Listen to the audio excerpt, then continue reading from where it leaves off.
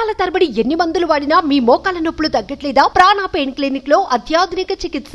Gudlavalleru engineering college వద్ద మరోసారి తీవ్ర ఉద్రిక్తత చోటు చేసుకుంది. హిడెన్ కెమెరాల అంశంపై ఆందోళన చేపట్టిన విద్యార్థులపై కాలేజీ సిబ్బంది దాడికి దిగారు. వాటిని చిత్రీకరించిన మీడియాపై కూడా దాడికి ప్రయత్నించారు. వారిని కొడుతున్న దృశ్యాలు ఇప్పుడు వైరల్ అవుతున్నాయి. దీంతో కాలేజ్ యాజమాన్యంపై స్టూడెంట్స్ తీవ్ర ఆగ్రహం వ్యక్తం చేస్తున్నారు. ఇటు మరోవైపు కాలేజ్లోకి దూసుకెళ్లేందుకు విద్యార్థి సంఘ నేతలు ప్రయత్నించడంతో వారిని పోలీసులు అడ్డుకోవడంతో ఇరు వర్గాల మధ్య తోపులాట చోటు చేసుకుంది. రోడ్డుపై పడుకొని నిరసన తెలుపుతున్న వారిని అదుపులోకి తీసుకుని స్టేషన్కు తరలించారు.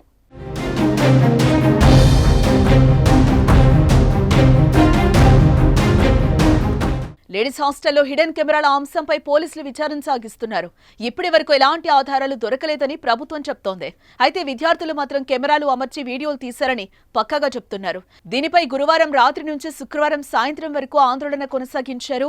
జిల్లా ఎస్పీ మంత్రి కొల్లు రవీంద్ర కలెక్టర్ విద్యార్థులతో మాట్లాడి విచారణ జరిపిస్తామని, కాస్త టైం కావాలని అడగడంతో శుక్రవారం సాయంత్రం నిరసన విరమించారు.